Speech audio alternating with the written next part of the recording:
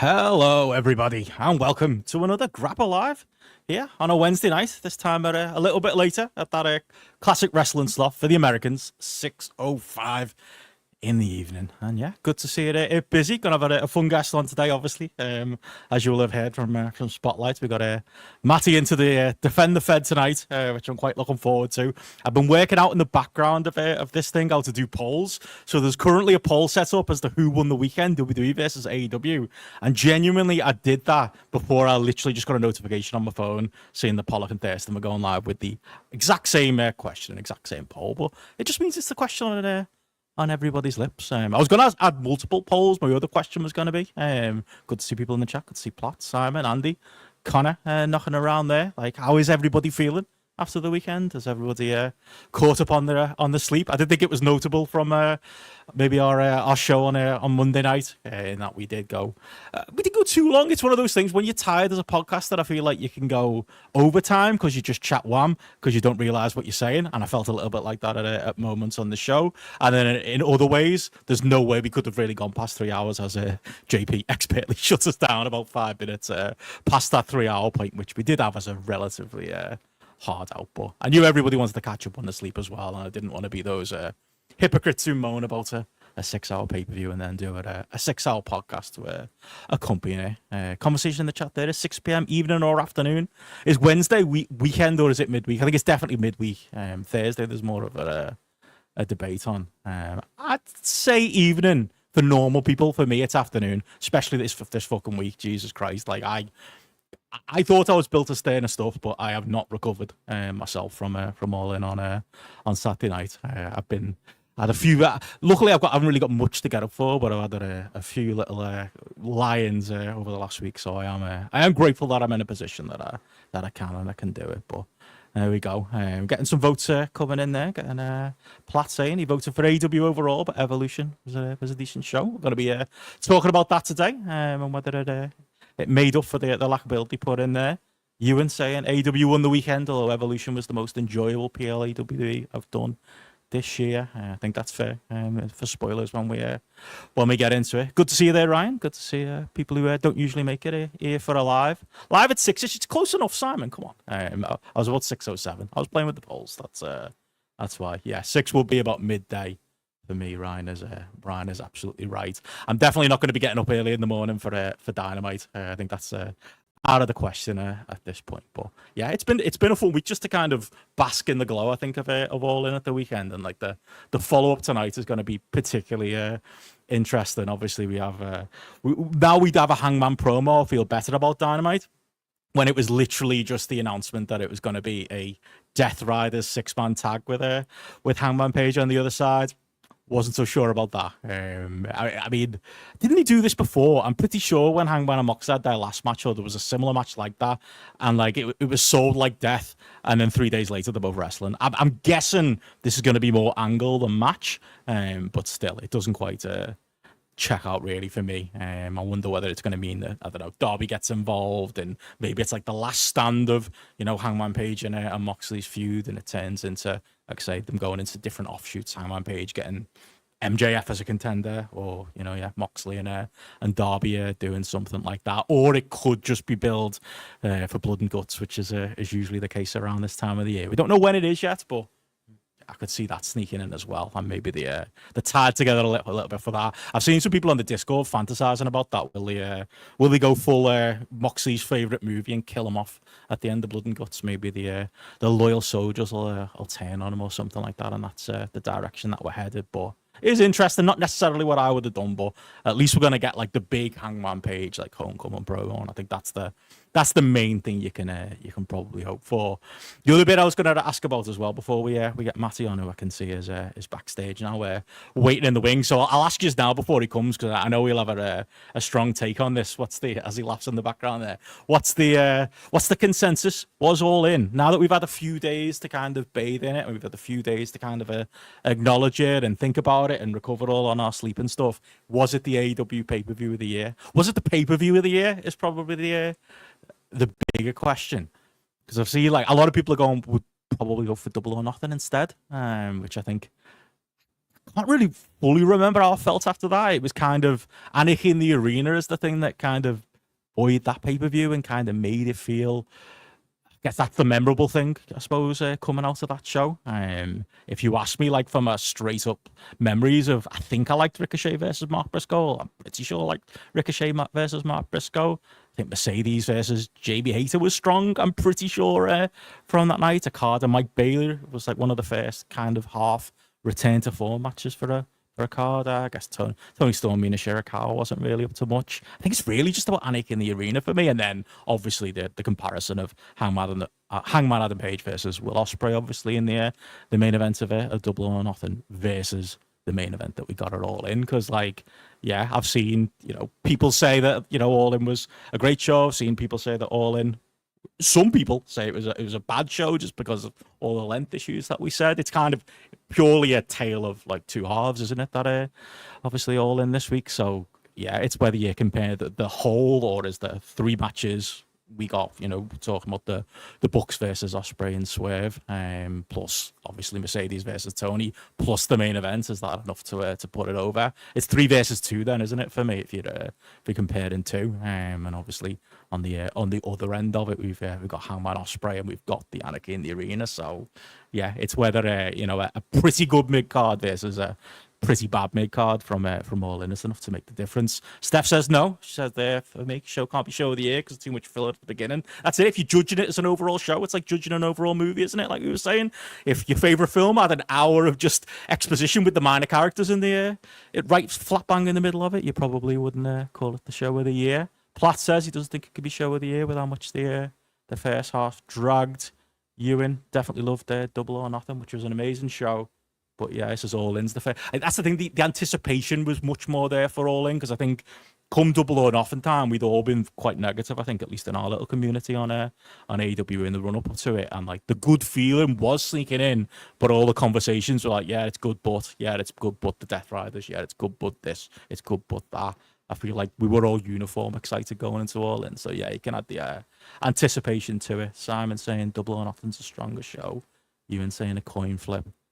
Connor said easily show of the year for him. See, and Connor didn't watch it live. Connor watched it the next day, which is kind of it seemed to be Garrett's secret sauce as well for managing it bit by bit and working his way through the show there.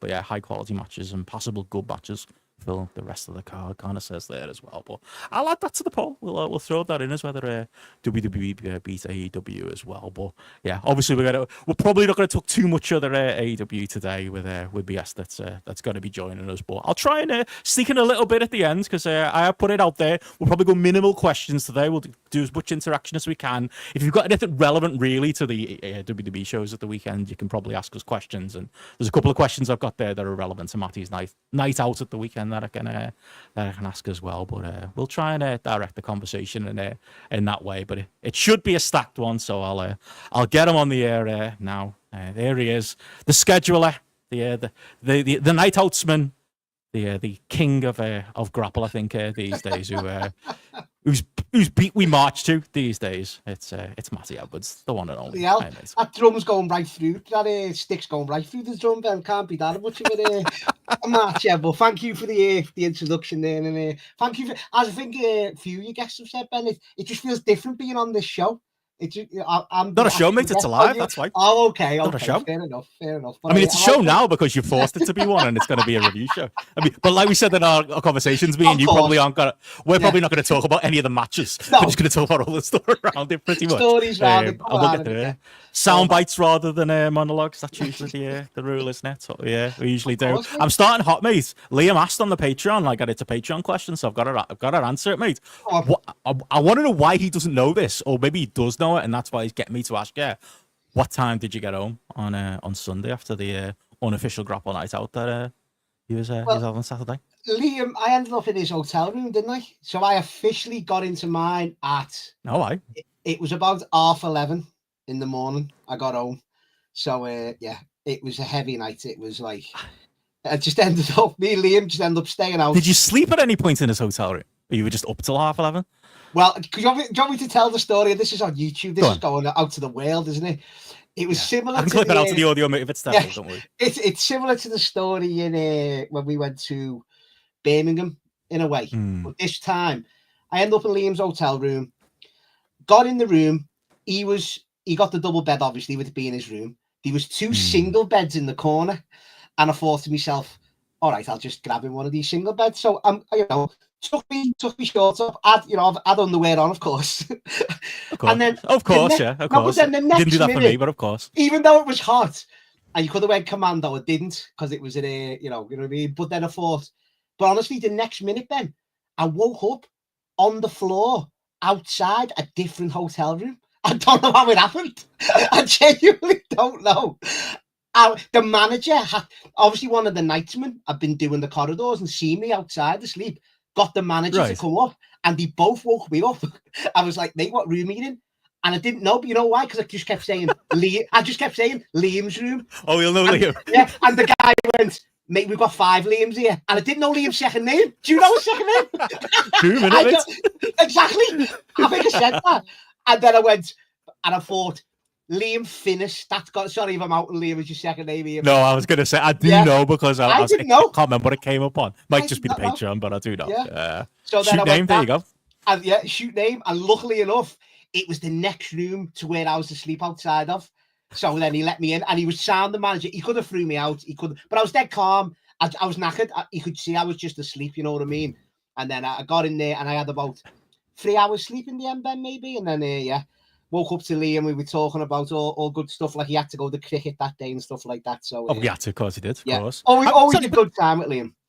Sorry, I was losing track then. I was thinking, are you just telling the story from when we went to Birmingham? Yeah, that's exactly what happened when we shared the room. It's literally everything about it. The manager getting involved, you being outside half naked, like all of it. Like, is this? I'm worried about is this just a thing? Mate, I don't. When I've had that much, when a tip, they would get me on the fireball. I was doing fine. We had all the nice craft beers. Then you go to the K, you're on the red stripe. That's the problem. You take, and then once it was me, Bashir, and Liam at the end, Chris Lene. And then the fireballs come out, mate, and that was me just wiped them, mate. I just couldn't handle them. And then, great night, though. You know what I mean? Great night. But it sounds like you're fucking hell. It's just one of them nights. This is what happens when you're out with the Ogdens. They start hot, mate. They start early on. I think Gareth said something like they got into Crosby about 11:15 in the morning, mate, or something. But to be fair, they made the K. I had them down as not making the K. They were in the K rocking out till way gone 12 o'clock, maybe even 1 o'clock. Good going. Good, mate. Brilliant stuff. Hardcore. I'm sorry to miss it. Yeah, did Liam chuck you out for snoring? Connor says, there's definitely something there with like you and just needing the toilet and picking the wrong door. Like there's just like that's just. It's got to be that. But this time I wasn't walking the corridors like I was in Birmingham. I was asleep on the floor bed. So maybe I was looking for my bed outside. I don't know. God knows when you're drunk, mate. No, could have been a lot worse though, couldn't it? It could have been. I'm sad I missed it, but Gareth was saying he got out of Dutch relatively early. He's always the wise man of grapple. And I'm sure, like me, you got up early on Sunday and you watched All In. Did you do a double bill? Was it double or nothing? And then then you caught it with all the dynamites in between, so more like a quadruple or a dozen bill, or I don't know what you call it.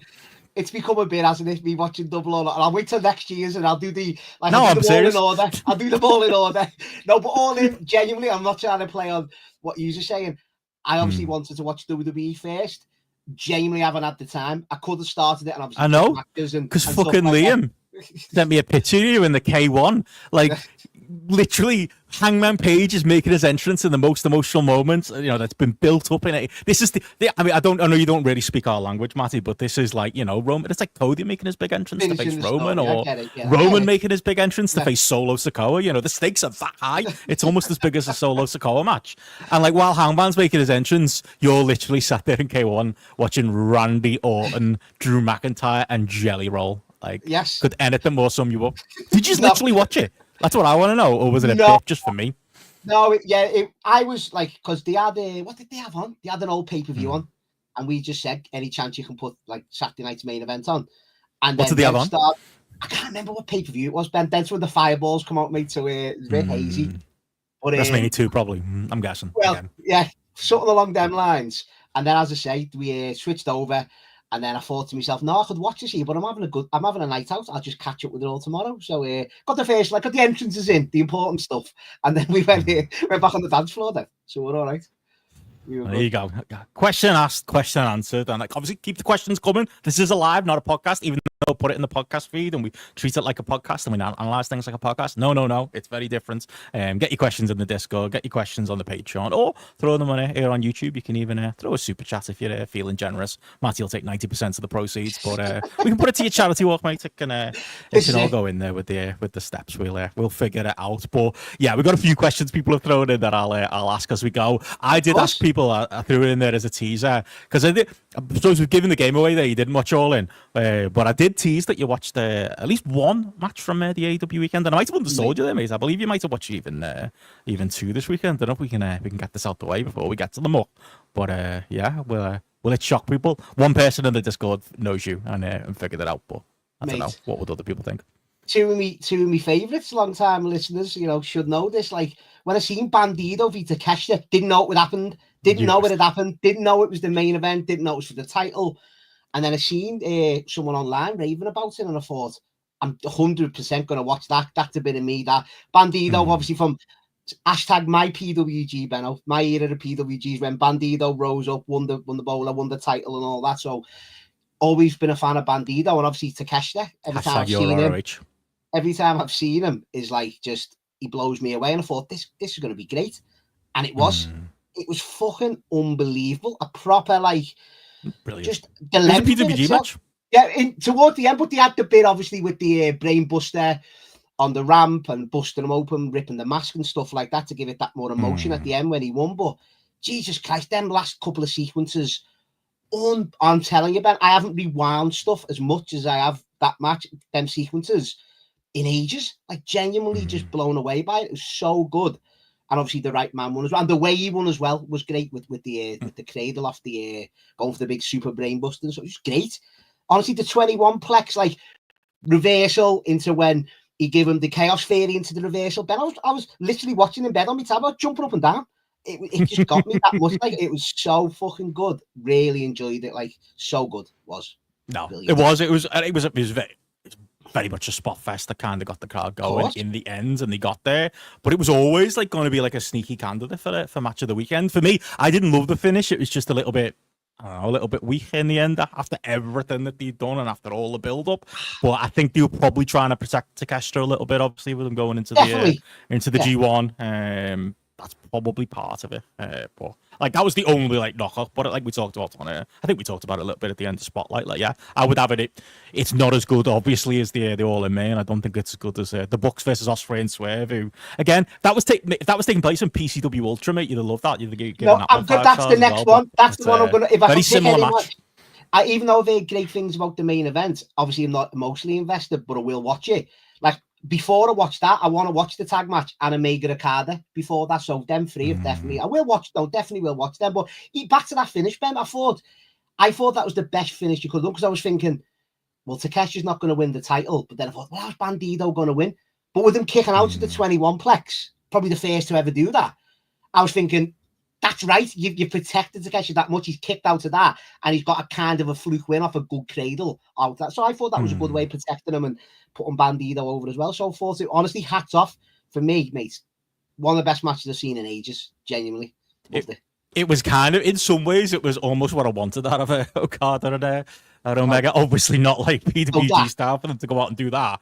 But like it wasn't like it was Takeshita having a Don Callis special. Do you know what I mean? There were little bits of pieces of that in there, but basically Takeshita. Maybe this is a fault of the match. Takeshita could have been a babyface by the end of it because it turned into, like you say, a moves PWG match. It was just the better man kind of winning situation they went for. I almost feel like they should have done like something like that with, obviously to a lower level, like Kyle Fletcher and Daniel Garcia. If they just given them a straight singles on the pay-per-view as well. But it did beg the question though. It was like this happens so much with Takeshita. It's amazing standalone match. If you're like the type like you, where like you might get this on like a DVD in a few years, or you know what I mean, gets recommended by PWO or something like that. It's gonna stand up great on its own. But in the moment, it's like fuck. One, they should be doing more with Takeshita than having him here, and two, I'm not sure he should be a heel. Like I feel like he's too good to be a heel when it comes to the way he works. But that's the politics in it. Like I don't know the ins and outs of like. But that's the thing with Takeshita. He should be doing more because he got like contracts with like 3 different companies. It's like it's hard to do and like to lose, as you say, put him in high profile things. He's just hard wrestler to book and navigate at this point. But every time I see him, mate, he just gets better and better. But why, he's not getting used in AEW because he's in the G1 maybe, and that's how you, as I say, that's how you've got to navigate it. Being a booker, like it's tough because he's so fucking good. He is. Yeah, and the part of that as well is like I was saying it to JP and like the build to it. You also want to, put like your best foot forward at least a little bit with this ROH show that has been forgotten. That's why I wanted to just give it a quick bit. Didn't expect you to be our ROH correspondent. I don't think Garrett's seen it yet, so you're wearing the shoes today. But like, yeah, I want, it's kind of been forgotten about, but it needed some attention on it, and that match was like the one little jewel that had been on the quiet, been built up over the TV, and hadn't gotten a little bit of attention. It wasn't overbearing like some of the ROH builds has been in the past on Dynamite, but it was good enough. And yeah, the pair of that. And did you say you saw the Athena match as well? No, I didn't see that one, Ben. No, right. Didn't see that. Yeah, just that was good too. We're seeing too. Yeah. I thought they might do something more interesting with the result of that one. They didn't, but the match itself was strong as well. And like it was a good undercard too. It really is. Like Garrett's boy Lee Moriarty. I'm sure he'll be watching that match at some point as well. But that ties in, doesn't it? So Athena went. I assume Athena went out, but that ties into All In's result as well. You built her up so well that it makes sense of her getting the shot against Toni Storm. That's another match you can build on, like the two long champions, really. So that makes sense as well. Like, bloody hell, it's even me, Ben. I can't deny that AEW have got their creativity in order to go with obviously the killer matches as well. It's a great blend at the minute, isn't it? It really is. What have you done with Matty Edwards? You all right? No, wait, it's right. I'll get it out. You're just the creativity, you can't deny it. You can't ignore it. You know what I mean? It's yeah. Well, you can't ignore it. You can just not watch it. But well, that's it as well. I watched the angles. I watched the interviews. Not the pay-per-views though. Not the 6-hour pay-per-views now. 8 hours really in the pre-show. I love that. It was, and it felt like, and I was saying before, I'm still shattered. Like literally, I was show Saturday today. I got myself like a nice little iced coffee here for tonight. I put it in the fridge to kind of. You'd think it'd be okay, wouldn't you? Put like a nice iced coffee in the fridge. I kept the ice separate, kept that frozen, put it all back together. But something about it being in the fridge just melted the plastic now, so that's the cheap paper cup I'm drinking here at half midnight on a random Wednesday night. So when I'm up still tomorrow at 9 a.m, this will be the reason why. But all worth it, mate, to get to chat to you, and obviously a little bit of a preamble there as far as the other stuff you watch, but you did watch Saturday night's main event, bits of it live. You did end up watching it, obviously, in the days after. I mean, like I say, we're not going to go through match by match at this point from distance from it because it was crap. So I haven't really got the will to go through match by match. It wasn't that bad, but it wasn't that good either. But I think where we need to start with it, and it's why I've got it in like the clickbait header there, is obviously the big news that's coming out of it. One, we can talk about Seth, but like two, the bigger thing is like this whole Goldberg thing with Alwani. He's like, Dad's gone mad, hasn't he? Like, yeah, it's just like, I mean, they gave him Saturday night's main event. They did it in Atlanta, Georgia. I thought the match over-delivered. I didn't expect anything out of the match. I think it over-delivered in a way that maybe it had to. Like, I would have preferred, because I think, for me, if you go back years and you pictured, prime Walter versus prime Goldberg, it's a very different match. It's like, of course it is. Godzilla, King Kong type stuff. Like saying that, the few times that's kind of happened in Gunther's career when he was Walter, it's not always paid off. It's not always looked great. Like, I mean, Ishii wasn't as good as it could have been. I mean, Keith Lee was fine. There's matches like that he's done over time that it's like, yeah, he's actually better as the big man. He's better as that other guy. It's like, it's the reverse of like me and Hamflet always talk about, and Benno and Hamflet. Like, Sean and Brett are always better working with like the putty that is Sid or the putty that is Davey Boy Smith, who've got like nothing between their ears, but they can tell them what to do and have their match, or they can grab a Diesel and like have their match with Diesel, and then you put them in together, and I would argue it's actually not as good.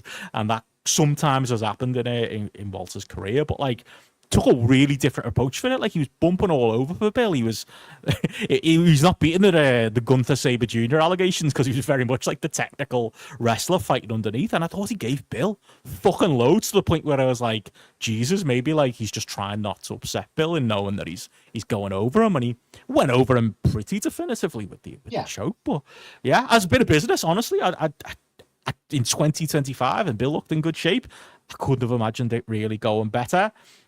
Now I can see where he's pissed off when it comes to like the promo afterwards, and that maybe gets into some of the timing issues that have plagued Saturday night's main event since the start. And they only had fucking 4 matches this time, so I don't know what their excuse is. But yeah, do you see where he's coming from to a point? Like, you don't want to misquote him. He did constantly put over Gunther, even in, you know, making him look a bit bad with the joking about the chop image we've got behind us there we can talk about. But yeah, he seemed to be like, you know, we put this idea together ages ago. I got in shape. I did all this work. And then only 3 weeks ago, WWE started actually promoting it and doing their end. And that seems to be what he's annoyed about. But I don't know. What's your take on it? Yeah, as for the match first, we gloss over the match, Ben. I thought, yeah, I agree with you. Like, it was emotional, wasn't it? What it should have been for a retirement. Bill doing a bit of selling, you know, being that old grizzled vet that he is now. That went in well. I'm not sure it was all selling, but yeah. Well, yeah, he remembered a couple of like seconds too late sometimes. But there's no way he got up to do the spear. Yeah, it added to it for me, and because it had that sense of like, that it was just different. It was rugged. You could tell it weren't rehearsed or, you know, the spots. It was just a proper rugged style, old school match for me. Loved it. Thought it was a great bit of business. I say maybe at the start, but that's typical, isn't it? You're going to give, you know, the old veteran the shine at the start, but then at the end, it was so definitive with the choke. And it was great, and it was, you even got your spots where Bill, you know, I know everyone's sick of the spear through the barricade, but when it's Bill literally going head first through it, literally, though, he'll always make that look better. He'll always make it look better. Charles Robinson putting that X-ray image up of him getting a broken rib off the spear, shouldn't laugh, but that's just Bill, isn't it? You know what I mean? Even in his last match. Well, he killed Bret Hart, didn't he, mate? So he's got form for this stuff. According to you, no, he didn't. But I mean, he didn't, though, did he? Like, it didn't. It's not a conspiracy theory. Didn't happen. He retired him, though, really. He did. Did he? He got a concussion. How many concussions do you think he had in his fucking career that he did that weren't diagnosed? Nonsense. He's fucking wrestling the week after. Sorry, I'm going down that rabbit hole again. I'll stop. This is my Epstein. I'm going to stop. But then once it comes to the Helwani interview, like we're talking about, it's typical Bill in one sense, but then, and because he's so emotional, isn't he? And he's such like hot-headed. You would though, like getting cut off when you're giving this emotional speech, and apparently all the executives come up to him, didn't they, when he got backstage apologising, and they put it on the YouTube, haven't they, WWE, for the full speech as well, which I haven't got round to watching, but I can see that, and it is still raw, isn't it? It's only a day or two when he done the interview, so it's still emotional, it's still raw, but then he's saying, isn't he, in the interview, give me 2 weeks and I'll explain everything. He must have signed something that like in 2 weeks he can just fucking explode. But as you say, he's all right saying he wanted on a PLE, which he probably did deserve, but as you say, it's given him a big Saturday night's main event on free TV type thing, so more people, you know, can watch it or whatever. They're selling it like that. In Georgia as well. Yeah, it's not a small ask, is it? To be like, lads, can you organise a pay-per-view and do it in my hometown? Like, which pay-per-view when? Like, it's like, and you know me, I'm not defending WWE, but that point, I'm like, I mean, I feel it landed pretty perfectly. Again, I just think the problem is, I know you don't like it, but it's Saturday night's main event is a really badly structured, timed-out show, and it continues to be. Like, and I know there's a lot of bad birds, but they don't do good jobs. It should have helped. Like, surely they had more time rather than less time. Like, that's the thing I was thinking, because I was stupidly still awake after All In, and still fucking, despite moaning about All In, this is my, like, Achilles heel, yeah. I did put Saturday night's main event on. I needed something to go to sleep. And I saw the Seth injury, and we'll get into whether it's a work or not. I guess we have to. Like, I did think it was a work at first, and I thought they were leaving 10 minutes at the end so that they could do that angle, because it felt really early to throw Bill out, but actually they were giving Bill a 20-minute match. So, I don't know, maybe they could have timed that better. Maybe imagine how much worse it would have been if Seth had gone another 10 minutes or another 5 minutes.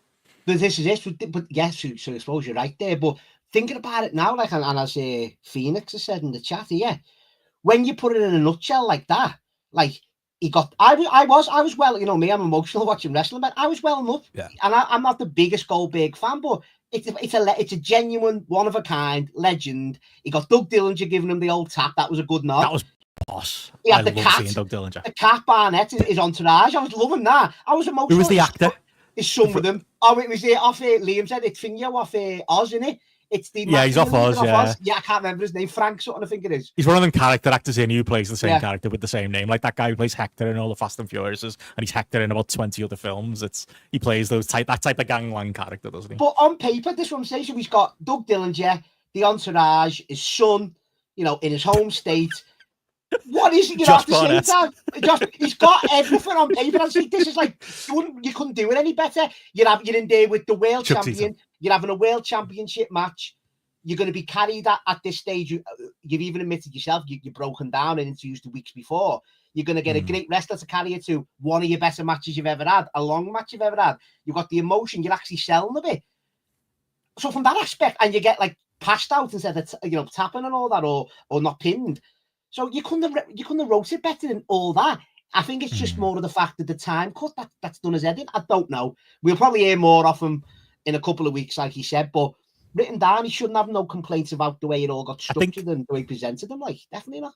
I think at this grand old age, and having had multiple post-retirement runs in WWE, I think that they're even fitting you in was a surprise to me, especially in being Goldberg. You know, like I honestly thought like they were doing him a massive favor by even doing it and doing a Saturday main event. I think he's right. I think they could have built it longer and they could have tipped the hand a little bit longer that this was the match. I'm guessing. I think the other thing, like, I guess he said it, but mostly unsaid, as I think he wanted Bron Breakker for the spot. Like, you can kind of tell from like the other promos and other interviews he's done in the weeks leading up to it. You know, the whole thing about the spear and all of that. Like, and obviously it being like a Steiner's kid. I think that's part of it. I think if he doesn't want to, because he's really trying not to bury Gunther. You know, he's putting him over, saying how great he was and how what a joy he was to work with and how easy he was to work with. And then at the same time going, well, yeah, when he chopped me, I laughed because it didn't hurt. It's like a Bill. Like he was like, I apologize. It's like, no, you've made it worse by saying it. Just don't say it, because then we just think it's part of like the bit. It was a thing you were doing on purpose as your character. Yeah, now it's like, oh yeah, Gunther's chops are shit. Thanks, Bill. Appreciate that. But in a way, Ben, I didn't. All good, really, because I thought it was a spot though in the match. Genuinely, that like. That's a spot I thought would be a good little spot, especially your first chop of the match to someone who's as intense and hard as Goldberg. I didn't have a problem. I didn't blink. I thought it was a good, but then when he's coming out saying he didn't mean it, it's like, as you say, come on, Bill, like just pretend it's part of the match, and no one would have said anything because it made sense in a way, you know, putting the Goldberg character over even at this stage in his career. So that was a bit strange, but I don't know. But about the Bron Breakker stuff, it's all right. But as Bill said, he shot this angle. 9 months ago with Gunther? You know what I mean? Maybe with something in mind. So it's like he's just saying what he wants because, as the chat have said, a few people have said, he wants another payday. He wants AEW to come calling. He's just working, isn't he, at the same time? So, we'll see. We'll see. I think that's part of it. I think part of it's that maybe there is a part of him that probably thought he wanted to win. And Triple H as well. It's probably the beef with Triple H from years ago, and I said that a couple of weeks back. It's like, but at the same time, Triple H did present him, and as I said earlier on, you couldn't have wrote it down better in a way. So yeah, it's a tough one. It's a tough one. Yeah, it is. I mean, I love throwing the boot in on WWE, obviously, and Triple H, the big nose cunt. But I think they mostly did it right, like I say, with the exception of the way they timed it out. And that's like, you know, he said something like, oh, they wouldn't do that to Undertaker. And it's like, I think they probably would, to be honest, with the way they time out Saturday Night's Main Event. It was in fucking the Thunderdome in front of me. Yeah, and the way it's not Raw or SmackDown, or especially Raw. Yeah, because we've seen it happen with SmackDown actually too, haven't we? I'm sure it happened to The Rock. I'm sure they went off air like in the middle of like a Rock promo or at one point in the build to WrestleMania on a SmackDown. When they've got a hard out, But again, the lesson is they should be timing it better before that. But yeah, he probably is thinking that. He's thinking, you know, that Jacksonville Jaguars owner's a mark for me. He'll let me come back. And that's why I'll talk about it in 2 weeks. I'd still watch it though, because again, it wasn't a 4-star match. It was probably like a 3.25 to 3.5, but there was a lot of entertainment value in it. Like the question we've got here from it's Ewan, where would it rank in Goldberg's best matches ever? And like I dismissed that at first, and then I was like, it might actually be like, I don't know if it's top 10. It might not be as long as you think. It's where you count the squashes. Doesn't mean it's great, does it? Like, you know what I mean? But Raven, obviously, we all talk about the Steiner match that we love. There's a few. DDP. I told obviously Douglas. There's a carbon copy of the Raven match with Douglas with the Natural Born Thrillers being the flock. It's the exact same layout. That's brilliant. There's loads. You put Hogan in. You'd have to put Hogan in there for the just for the occasion and the fans and stuff. You can probably go through it, but just because it was, as I say, longer doesn't mean it's better than some of them squashes that we've probably forgot then because we haven't seen them for years. You know what I mean? Or took no notice of them at the time. So it's you know, but all things considered, once again, for a retirement match and for going out like that, you know, you can't argue at that stage. Where, as I say, he said openly in interviews that his shoulders fucked, his legs fucked, his back's fucked. You know, what's Gunther meant to do with that? You know, so Fair play. Maybe he went to the match with his son. Yeah. Him and his gigantic son going Broadway, if that's what he wanted. Well, yeah, I can understand what he said now. Gage, is that his name? I just remember it was his topless son, which was always a bizarre visual. But we can't undersell it. Like, that visual of him coming out with all the lads was hilarious. Looking great, I loved it. I was literally squinting going, is that Josh Barnett? I'm pretty sure that. I don't know why DDP wasn't there, but then it might have been a bit too Nightmare Family to do that. He was front row in the crowd anyway. And he came out at the end, didn't he? So you had that as well. But there we go. Bill's been moaning, but he's turning into Brett.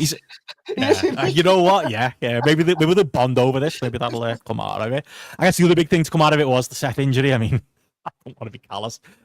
Somebody who will be anonymous in one of our group chats, Matty, did point out that Adam Cole being out injured and Seth Rollins being out injured at the same time is a great week for the haters. I would not say that, because they're obviously horrible stories, and poor Seth, and especially poor Adam Cole. Like, it seems like a very serious. Yeah, Cole looks like retirement field, doesn't it? To be fair, yeah, like, you know. It does.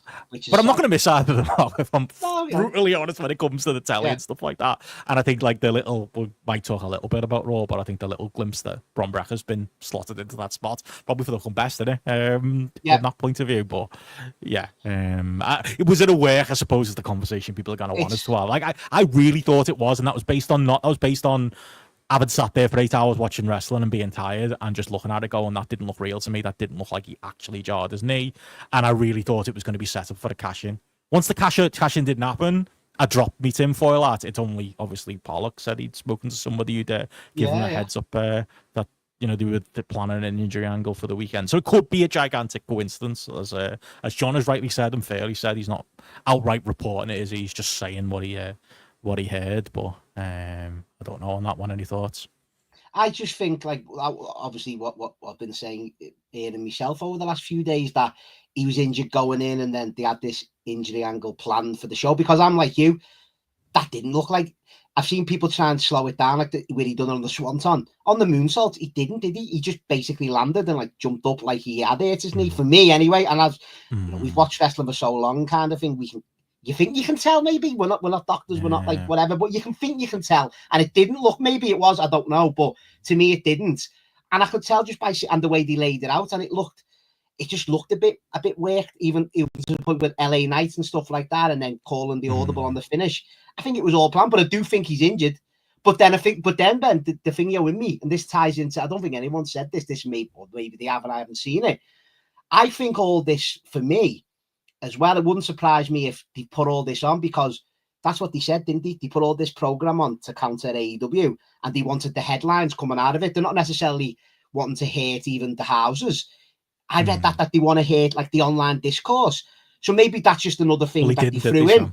No, but I'm saying, but this is another thing in their minds that was like, right, we'll put an injury angle on our big top star at the minute on Raw to make people talk about, is he injured or not? I think that's just another layer to that for me. No, genuinely, that's the way they think of what I've read. And it's like, why? Yeah, that level of cunt, yeah. Yeah, no, genuinely, it's becoming like that, isn't it? It's becoming so fucking, I don't know.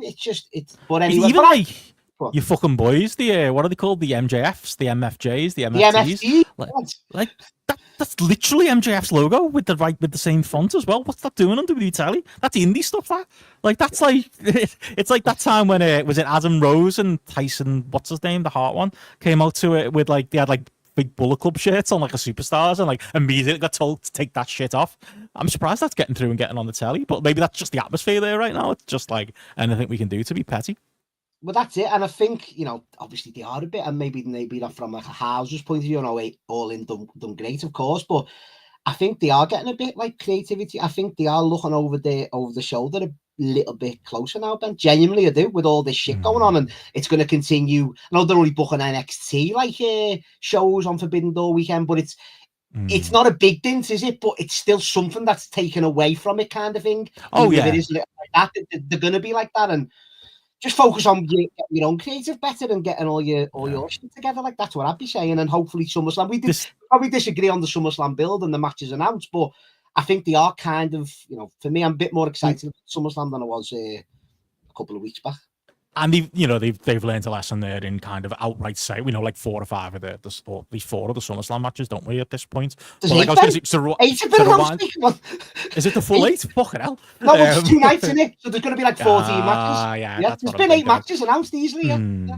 But that's what you should be doing. Like you say, the thing you should be doing is like this seesaw of momentum, as we keep talking about, in that, like, what was AEW's biggest problem? And it was creative, and there were other reasons that, like, AEW wasn't hot for a while. But, like, the stupid stuff they did, like the Punk surveillance footage, it was like, why have you got such an eye on them? Pay attention to your own product. And they paid attention to their own product, and it's gotten to where it is. WWE has got that one eye on it, on AEW. Ben, and I wasn't disagreeing with you on, like, you know, whether it affected the news cycle. Steph said it there as well. I think it has. You know, the fact that we're even talking about it here is true.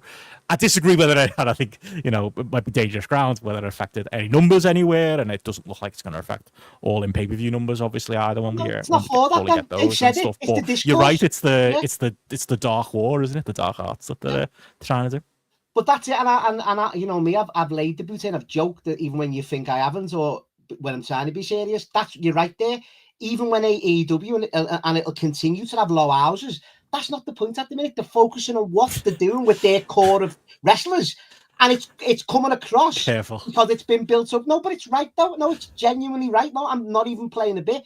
They're focusing on that, and they're going through the other issues that they've got on the best way they can, and that's the only way they can go forward, by having, because they have got. I've said it, Benno, on here, when over the last year when people were so down on AEW, even I was scratching my mind thinking, they've got the best roster of genuine wrestlers and some good talkers. Let them go out and do that. Ignore all the shit, like they shit angles, WWE stuff, copying them. Focus on what you got. And he has done. And that's why it's come to fruition on the discourse. They got a good house for all in. Hopefully it can translate going forward. But it's all positivity and it all helps. Whereas WWE, for me, even I've sat here and said to you, Ben, you know, it's not all rosy at the minute. You're scratching your head, you know, with it going to SmackDown to 2 hours now is a bit more tighter, even though I was kind of sticking up for some aspects of 3 hours. But it's like, you just got to focus. And hopefully after this weekend where, all right, all in stole everything, like match quality and big wise, they have had a decent weekend themselves. Let's capitalize on that now and go into your 2-night big show. And let's go there and let's fucking focus on that. And let's hopefully come out the other side of it a bit more fucking positive. Well, very reasonable points, mate. I'm sure there's something in there I probably missed that was that someone's going to complain about, and rightfully so. But yeah, that's fair. And I will point out the low attendance on Dynamite this week. They've gone to a small venue, which is what NXT did at the weekend. You know, the aesthetics of it, and that's right. And we've had those conversations, of course, overall. But yeah, I think that's probably a fair point. I mean, as far as like the WWE product goes, like any other thoughts before we move on from Saturday night's main event on the show as a whole? Do we need to talk about the Bloodline? So I've got a question on Solo Sikoa. I don't know the Bloodline in general. I've got to get your answer on that as well. So it might lead into it. You know, even Jimmy Uso, you know, AEW's on the on the other channel running with some of the best wrestlers in the world. As I think Matty Edwards from the GRAPPL podcast was once quoted as saying. And then on the other channel we got Solo Sikoa and Jimmy Uso. Anyways, we got your story there, Ben. And to be fair to the lads, obviously it's not story? It's not. Well, it's Fraser, isn't it? That's what I learned last week. It's not reaching any heights, obviously, in those, but you know, little German on the apron, little Solo taking a German on the apron, then little corkscrew to the outside, throw a little bit of the. I was impressed by the corkscrew. Yeah. I will give you that, because I was looking down at my phone or something like that, and I was like, "Did he really just do that?" I literally had to rewind it 30 seconds. Like, oh, didn't know we could do that. But it's I like this top two. That's about as nice as I can be. It's a fucking gang of jobbers, though, innit? Come on, so let's go with gang. It's fucking rough, innit? But Ben, the MFJs, or the MFTs. Always for wrestling, I've always said this. Sometimes you just need bodies, you need henchmen. You know what I mean? I mean, they're bodies. Dozens over the. They are. Get the job done in like. Don't put them in. Don't put Tonga Lower in any matches. Jeff Cobb maybe. We'll see how Tonga works out. But so they're not any of them wrestle. No, but I thought Solo was the one who didn't wrestle. No, Solo's the main man now, Benno. He's back in there now, isn't he? He's a champion. He's back in there now, isn't he? So just keep Tonga Lower out of there. Let him be a henchman. The rest, we'll see how we get on. But I don't know what Solo Sikoa will carry the work. Is that what the lesson we're having here? He just lead the way with his presence, Benno, and his star power. That's what he'll lead the way forward with. When? He's still one of the most. What you want to say in there? He's still one of the most overheated wrestlers. He is. He's still getting big reactions being a heel. He's a lower mid-card heel, man. And that's what it's about. No, he is getting some big reactions. He is. He'll always be over. The rub's there, and from he won't always be over. Years.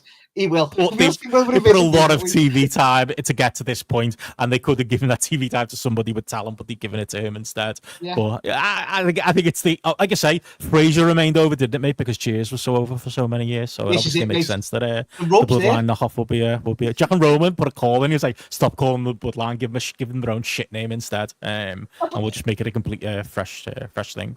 But it can't be the Bloodline, can it? Because it is. Well, like, I suppose with the family members. I mean, it could be by blood. I mean, it is the Bloodline. There's no other Bloodline. No, but this isn't though. Is it? It's not the original Bloodline. So well, it's not the OTC one, is it, mate? But we'll get to that. No, we can't move on because we've got questions again. Interactive show, mate, not a podcast. Here we go. Of course, Ben asks in the Discord.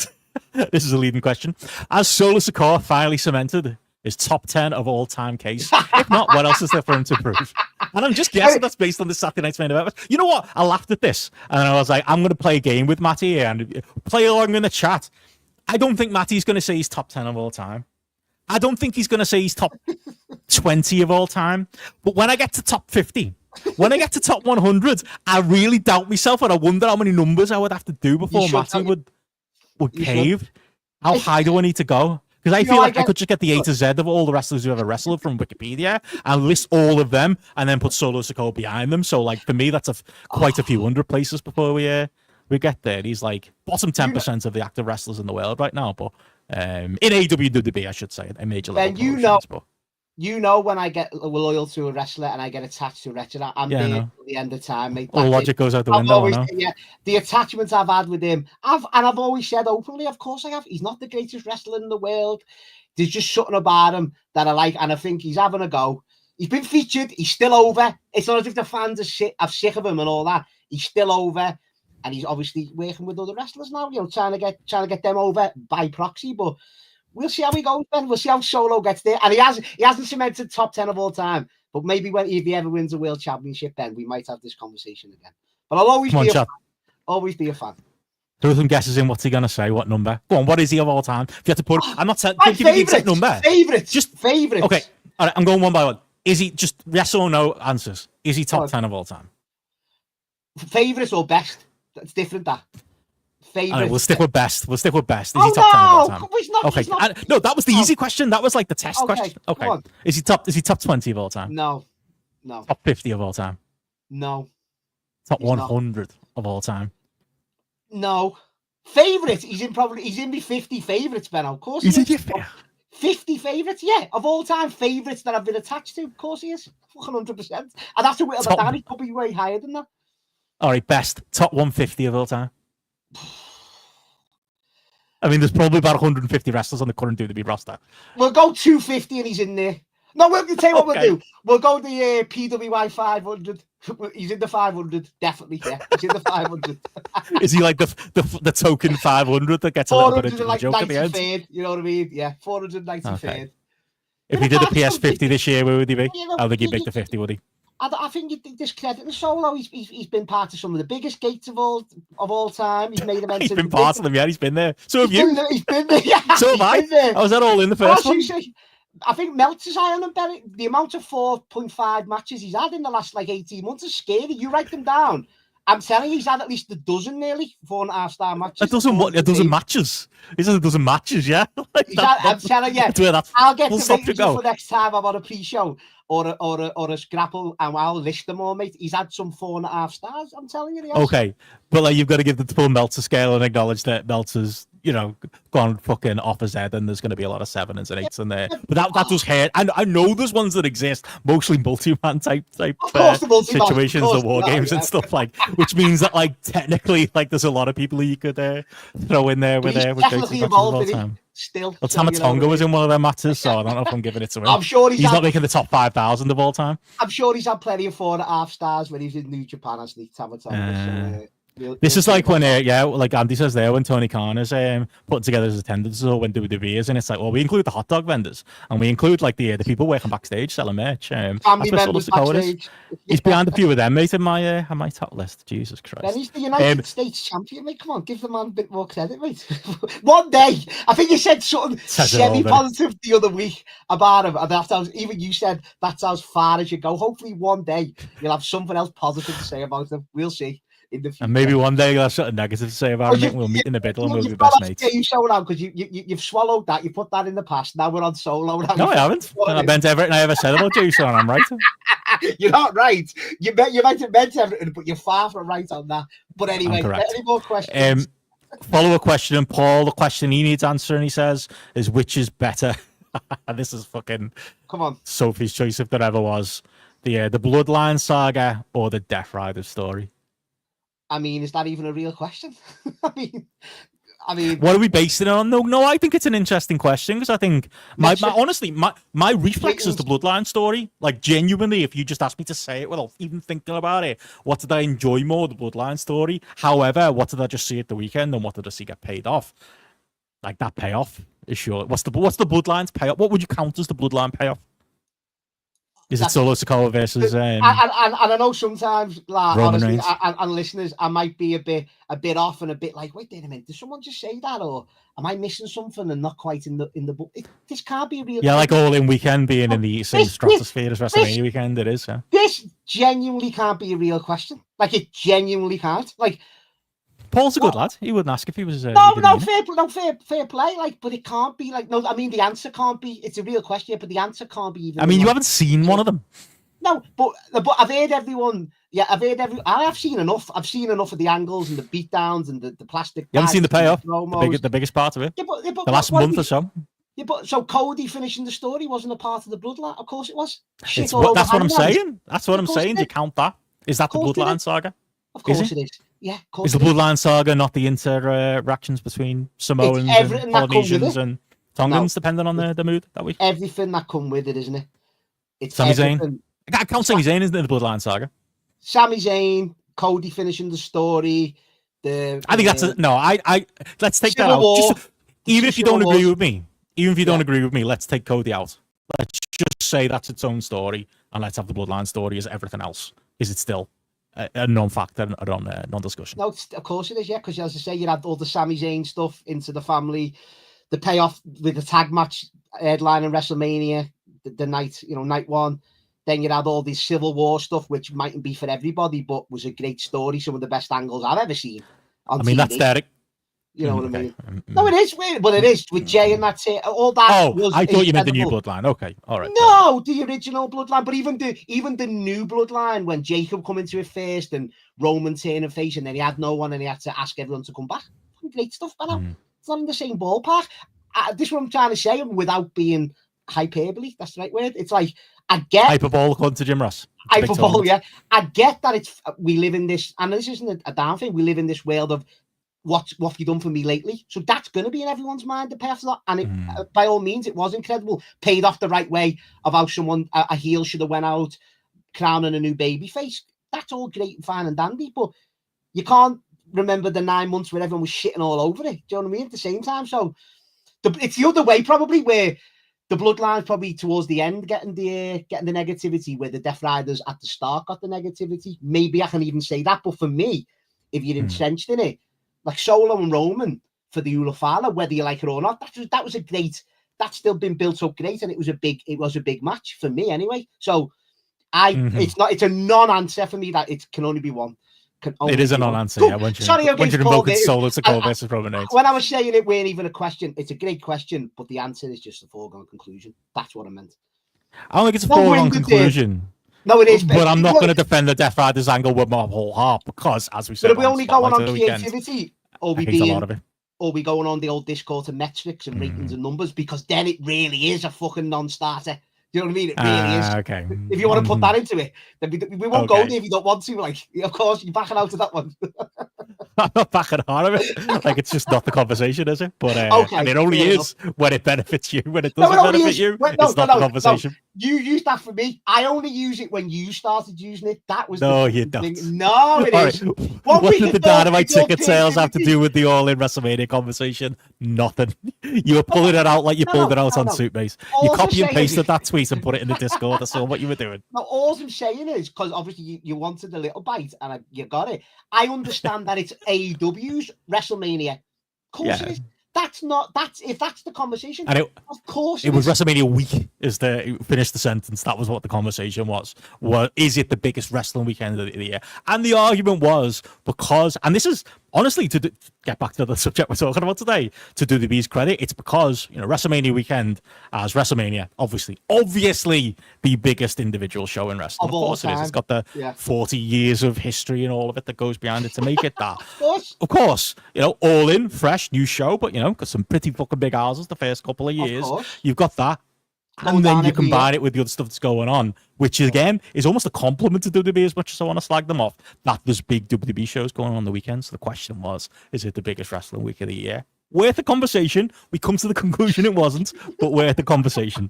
Because it's been a bit. Look, we've basically done 2 spotlights this week. That means it's a big fucking wrestling week. No, it is a big wrestling week. Not saying it's not, but to put it in the same breath as WrestleMania, I can never have that. Nothing wrong with that.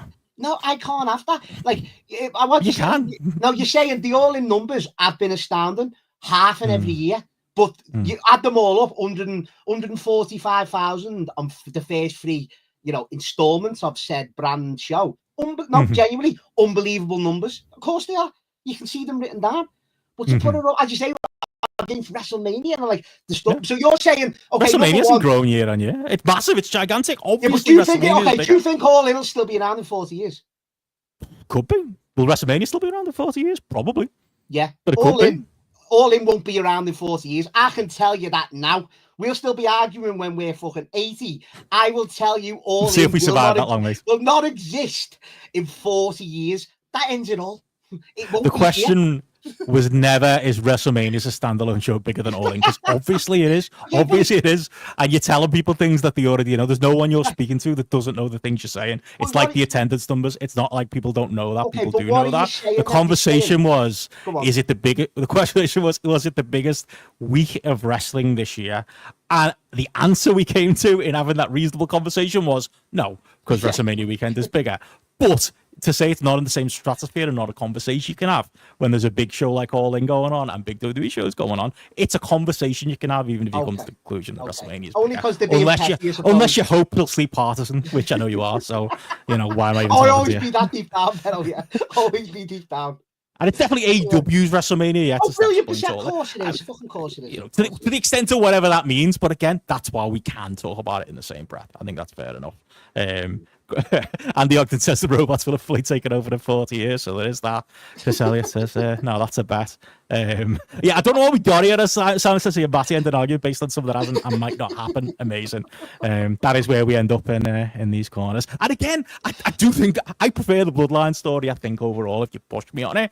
But I think and again, like Platt said earlier, maybe this isn't even the end, though, of the Death Riders. So, you know, maybe we need to park that perfect ending compared to, you know, the Bloodline that's still trundling along. This could be obviously is the comparison of Cody finishing the story. This is Hangman. So then you get the aftermath of, will you have the Death Riders Civil War? There we say, will they turn on Moxley and he becomes a face and someone takes over, maybe a Gabe or something like that? You just don't know how it's going to elevate. And fair play. I'm all for that as a storyline and angle. That's a great way to go.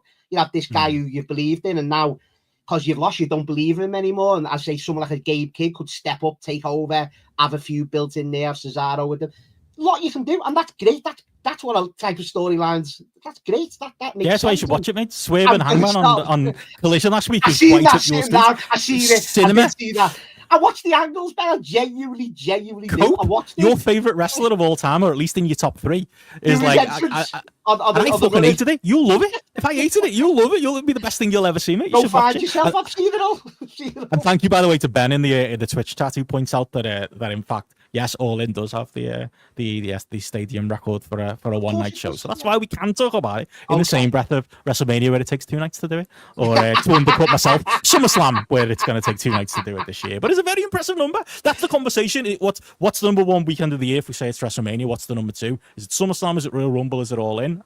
That's a conversation. Would you agree with that? Is that a conversation we're allowed to have? Sorry, mate. I was reading the chat then. Genuinely sorry. If we agree with you, for argument's sake, as someone just put in the chat there, that you move WrestleMania to the side, can we have a conversation, Royal Rumble, SummerSlam versus All In weekend, with all the shows that came with it this weekend, not promoted by AEW, but promoted by other people as well? That's a conversation we can have, right? Same stratosphere. Survivor Series, at the minute, Survivor Series, because I think Survivor Series. Never done 70,000 Survivor Series, mate. Never done 81,000. No, but I think the Rumble this year's underrated as a house. It got nearly 60,000. Yeah, it was I think impressive. that got swept Yeah, under the carpet. Genuinely, SummerSlam. Only time will tell. Obviously, on the ticket sales for this, I genuinely haven't checked Wrestle Tix for these 2 nights. I've heard no discourse over it, so I assume it's doing well. Because if it wasn't doing well, we'd have heard about it. I don't know. Genuinely don't know. But we'll see where that goes. But yeah, you know, as I say, Ben, and I'm all for it. We spoke about this as well. I'm all for these big wrestling weekends, whether with WWE playing petty games. It just makes, you know, we're all for the wrestlers, aren't we, Ben? We all want it to be great sort of stuff to watch. And I'm Depends all which for wrestlers. Exactly. Genuinely, though, it is impressive what they should be doing, building their big shows up, putting the big matches on. Fair play. And it has been in the conversation, as you said. We've done 2 shows about it. Everyone else is it. And long may it continue. There you go. That's gigantic wrestling weekend, and our podcast will show you. But that's what I do it on. They're the numbers I count on. I know you never look, but that's what I. Of course, man. Beats WrestleMania hands down. Actually, it probably won't this year with the fucking Spotify cunts, but we'll catch up. And we've got 2 this year. We've got Forbidden Door too, which you're going to. Excited to talk about it. We're going to get some more. We'll do some more Roman arguing in a minute. There's a hook for you in about 5 or 10, longer than 5 or 10 minutes, but that'll be the next subject. We've got to finish off the weekend with like the other kind of unsung thing of the weekend. And again, I do think it was a big wrestling weekend because of the show, despite of the show, however you want to analyze it when it comes to the numbers. But like a show that we should be talking about, that I know, you know, it's the reason we didn't do the show on Monday, because she wants to get it in. Evolution on Sunday. Like there's an argument for you. I will happily put the numbers to bed. I will happily say, yeah, they did a better walk up for Evolution on Sunday than I think some expected. Still a bit of an own goal in the grand scheme of things. Still, you know, from a PR point of view, Stephanie McMahon just makes me want to puke and is awful, and a lot of the stuff around it is terrible. But if you just take it as a show, that's your competitor for All In. Like, obviously not as big, not as grandiose. You don't get the big moment like you get All In, and I don't think it hits the peaks of All In. But as a broad stroke show, an overall show, like it's in the same stratosphere, Matthew. It's in the conversation when we're talking about show of the weekend. I'm not sure I'd agree, but I wouldn't fight somebody who felt that way that it was because it was a very, very good show. Evolution. It was unfortunate that it's taken place in this gigantic news week that WWE have managed to make into an even bigger news week. It's been a victim of it itself, but great show on Sunday. Oh, great show! Like genuinely, like the fans were out for it, as you say, by the kind of rush bill going into it. Like you knew the wrestlers themselves would be well up for it, and they were. And then some, and they did like some of the matches on here, like delivered. Like the main event was fucking brilliant. And I know you got the cash in at the end as well for a moment on a show that obviously you're going to get with WWE as well, but if we're just talking the match itself without the moments, it's fucking brilliant. Like Io Sky, like a few people were saying this around WrestleMania, like that she's one of the best in the world, and like Crewy said that to me, like after that triple threat match at WrestleMania, she's like she's the best wrestler in WWE, and I was kind of like just, you know, not dismissive of it, but like, oh, fair play, and then she just continued to have great matches along the way, and like the night after on Raw, even when I was there in Stephanie McMahon for the TV match was really fucking strong.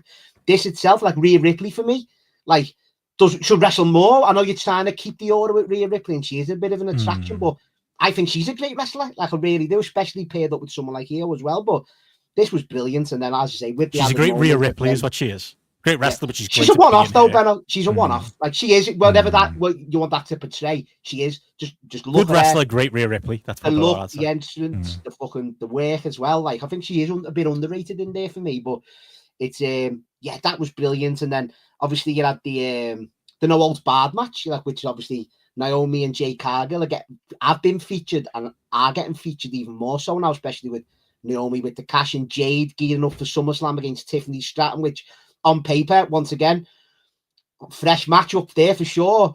Will it be a car crash? Will it be a train wreck? Will they gel on the night? Will they rehearse it to an inch of its life? Like, I'm excited for that match. It's a fresh one. Just seeing the promos and the build-up. I know it's only 2 weeks we've got left, but just seeing who's the baby face in here. Because the 2 wrestlers who are portrayed as faces that really should be heels, because they're not really that.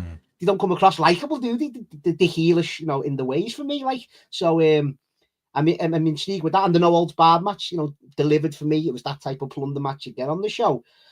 And then just the triple threat at the start, Ben, with Bayley, Lyra, and Becky. All action. I saw that highly rated. I didn't love that as much as like it seemed like people brilliant, did. It was fine. Like it was proper, just non-stop. I loved all the, Obviously, you get in triple threats where everyone kicks out to the finishers and last minute, but it was even the old finishers getting hit, which you love, little touch back to the Bailey to belly and all stuff like that. Love that aspect. The finish was gorgeous as well. That fucking backslide out of that. You've done that 10 times. You wouldn't be surprised if that fucked up 8 or 9. You wouldn't. It's got it so perfect on the first attempt there for me. Love that. You got, obviously, you know, bit of discourse going about the former Mariah May, Blake Monroe. You know, you had there with the heel turn. It was commentary. It got reported that she was turning heel.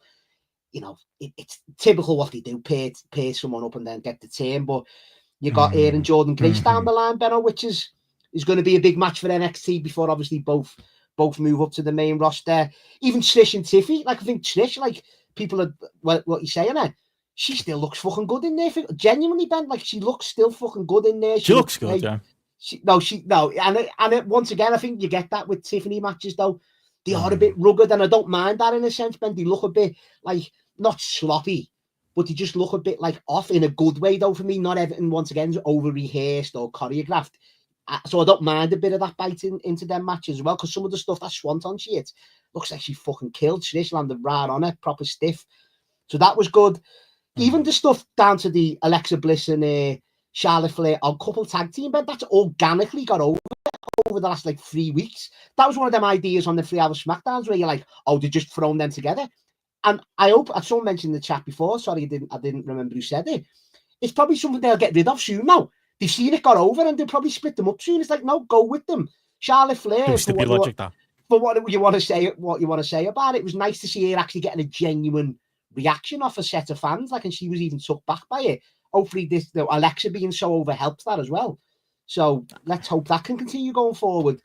And then once again, Stephanie Vaquer for me, Ben, like, speaking of Charlotte, I didn't think there'd be a women's wrestler that took over my feelings and thoughts about her like than Charlotte, but Stephanie Vaquer for me has got the whole thing. Like, she's the one I'm fully behind. Yeah.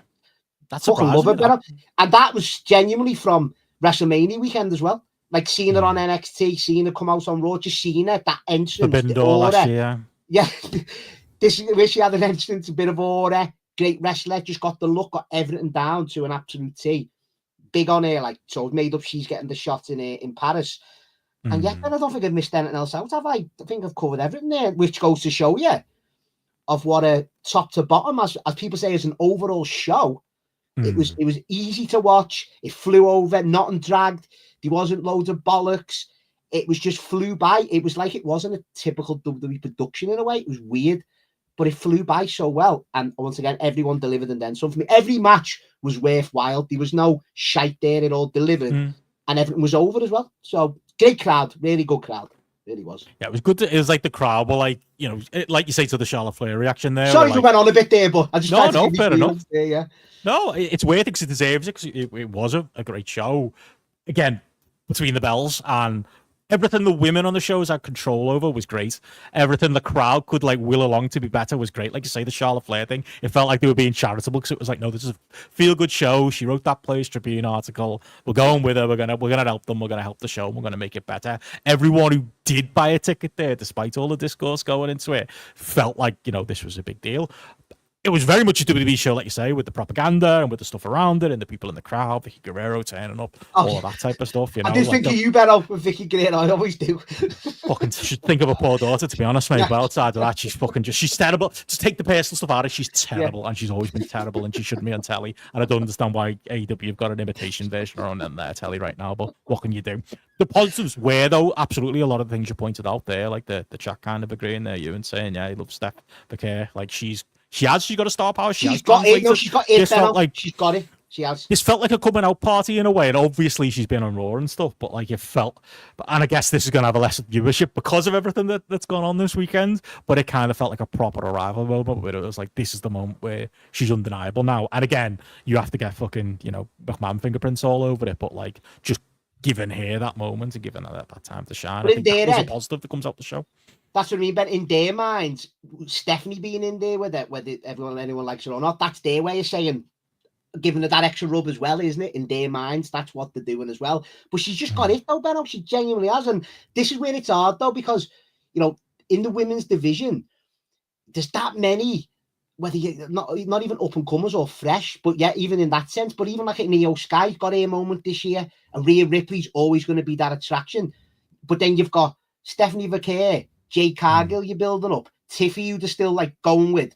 And then you've got like Monroe, Grace on it. It's going to be hard to navigate these stars in the future because there's going to be that many of them that'll get their little moment. Then you've got your veterans, like, I'll add Lyra into that. But then you've got Bailey and Charlotte Bliss and Becky Lynch still hanging around, but still being valuable players, still willing to be in there and still performing very well. So genuinely, like, it's been one of that WrestleMania symbol. I haven't mentioned Bianca Belair, who's injured at the minute. You know what I mean? And Naomi having one of the runs of her life. How many of her named there? Nearly a dozen. And I know people don't like Nia Jax and that, but she's still going to play a role. So there's that many genuine, good, people likable women's wrestlers. That like it's been one of the highlights of this year in WWE. WrestleMania Triple Threat, like night 2 opener for me was an eye opener. It was so fucking good, and it's continued. So it's going to be hard to see who the actual one's going to be going forward because there's that many on the up and coming, like, and that are already there. So it's exciting times, definitely, for the women's division. Definitely is. It's how you take advantage of it, isn't it? Like the conversation I was going to have is like, this was a great weekend for at least North American women's wrestling, because like really, like, obviously, it's the main event of All In, but like, what are the other two like things people are like praising from All In? It's Tony versus Mercedes and the women's gauntlet, which again wasn't a 5-star match, but it was better than the men's, and it was better than the men's because of the talent in there and what they did and the way they laid it out, and just I guess the hunger that's in that division that might not be there in the men's division because maybe of how they're presented a little bit and because they're underdone. And like you say with WWE, like I think they take more advantage of the women's division than the AEW does, just from a cold hard cash like business reason. Someone's got a spreadsheet somewhere that says we need to have this, they're like the people on Twitter, we need to have this many women's segments on the show because it'll help boost the rating in particular demos. But they do it, but they could still do more. Like, that's what the show showed for me, that they could take advantage better of what they've got. Like, I was raving about it and like the build to it. Well, not raving about it, to a limit. Like the Becky and Lyra stuff has been a really well told story and has like literally elevated someone like Valkyrie, but I think a lot of people wouldn't have known who she was like 6 months ago, to being not on equal standard with Becky, but like not out of place there now. Like, she is like literally the young up and coming version, isn't she? That's like straight away they've like strapped the rocket to her, and just by association she's at that point now, and by performances like this, even if it wasn't as high on the match as you. But that's in the chat as well. Phoenix again making a good point about Becky's getting the Becky Hogan like comparisons, but it's a lot. But I believe in the long game here with this. Like, this feud's been just me. She seems invested. Yeah, but 100%, and she'll drop the title at SummerSlam in the trilogy match. She'll drop the title at SummerSlam. I've got no doubts about that. Now, don't get me wrong, on the spotlight after SummerSlam, shoot me down if I've got that one wrong. But genuinely, I have hopes that she's going to crown her properly at SummerSlam, and then she can go on and do what she wants, because there was no bigger Becky Lynch hater than me up until that run a couple of years back where she went to NXT, put Lyra over there, beat Stratton, but I think lost to her in the No Holds Barred match they had, which was a great hardcore match. Genuinely, since then, the Trish feud, even that cage match, had no right to be as good as it was. She's been unbelievable for the last couple of years, Becky Lynch, for me, and that's coming from me. And Ben, I named, a dozen to like 15 women there. I haven't even mentioned like Liv Morgan and Roxanne Perez and that whole storyline. There's like 15, 16 genuine like featured women who are presented as stars that are all got their own unique good ways about them. I'm telling you, like, as you say, it's navigating them and working out what to do, and hopefully have and doing good stories with them. That's it. There are stories, they're not all good. Of course, but I like the Liv and Raquel and Roxanne, because it's literally took over from Liv Rhea. It's kind of a knock on with Dominic, and that all makes sense. That's all good stuff. But as you say, it's once Jade gets her moments, which I'm probably sure she's going to be Tiffany, then Stephanie goes against whoever that clash in Paris. There's just a lot of ways you can go. It's going to be, it's exciting anyway. That's what I'll say. Yeah, for me on the show, obviously you've covered all of it there. Like I said, I wasn't as high as others on the opener, but it was more the Becky and Valkyrie interactions we've talked about that I did like. Oh, Bailey looked good. Yeah, clearly there's something there. Yeah, she's still lost, isn't she? She's lost in the shuffle, but she'll always be presented as that vet who you can just plug in. And as you the story she's been put in the Triple Threat, it's made sense with Becky and Lyra, and it's just prolonged their feud. So she's been slotted in well, and And that's what Bailey is at this point, you know. Sorry for the big Pam fans, but you can slot it in, and she'll always give you a good performance, you know. Yeah. And so Ruka as well, like NXT, there's a lot of up and comers there. Like, what a cool look, what a finisher, Ben. Like, it's probably 2001, isn't it? So how was no one thought that in 2001? What a finisher! They probably did. Amazing Red was probably doing it at some point. Probably, yeah. But honestly, you know, there's a couple of girls in NXT there, like genuinely, like the future's even brighter. For me, like I say, I'd definitely obviously go all in show of the weekend, because I think for me it was like there was a lot of stuff in the middle of the card that was probably better than the just fine stuff that was all in, but only marginally better. You know, like Tiffany Stratton, Trish Stratus. I think I'm just out on seeing endless Trish Stratus retirement runs. This feels like it might be it with the way she addressed the crowd afterwards. I don't know, you know, but she's been, but I mean, we've thought that how many times, like 6 or 7 times. And I just think the shine's off with, oh look, she can still go. I mean, like I say, she still looks good. She can still make the moves look good. She can still be a body in there that's over, but like they've gone back to that well so many times. I was actually higher than the consensus, I thought, on Jade Cargill and Naomi. Like, it was ugly, but I kind of liked that it was ugly. I get the point in the chat raised there of like, yeah, you know, you put Jade Cargill over, and then, you know, Naomi's the story at the end of the night, so there is that. But the way they weave Bianca into it as well, and the way it was, as we expected, ages to within an inch of its life. You need more of that with Jade Cargill. Like, she clearly needs it. So if you feel like you have to use her, I understand all the dynamics that go into why you feel like you have to use her. You have to age into her within an inch of her life. So I thought that over delivered, but maybe my expectations were low going into it. I share your love of, you know, Battle Royal's a Battle Royal, but Stephanie Vicaire going over felt like it was the big feel good moments of the night. And honestly, even before we got to the Naomi stuff, as you mentioned there, Io Sky and Rhea Ripley was great. And that was the thing in the chat everyone was saying on Weekend Show when we were previewing it, like that's the one to look out for in the WWE match stakes. And like I'm not coming out of the weekend massively high on Naomi, even based on Raw and stuff, but like as a moment, and that's what that company does, and that's what that company books. You can't, and I hate the whole fucking briefcase. I hate the whole thing, but like it felt Seth Rollins-esque. It felt, you know, the original one. It felt like that. It felt like it added. It felt you had a great match. And then you also had that on the end that, like, it literally took it up a star, like, because it was just so hot and the reaction was so crazy for it. And again, this was a show we can criticize WWE for being the moments company, but it was a show that needed it. And it made sense.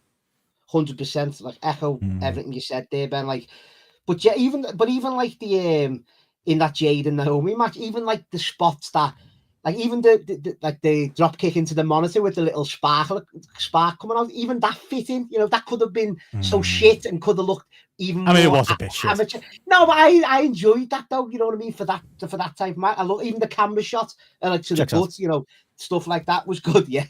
And then even like the toolbox over the head and like throwing down and they move out off the floor added a bit like a violence to it as well. So yeah, honestly, because I'd seen all the discourse. Like when I was hanging Sunday, I thought, no, I won't even watch this on Monday, because I'm still a biffing, yo. I watched the bulk of it last night because I thought, no, I want to be in a good mind to watch this because I've heard good things about it.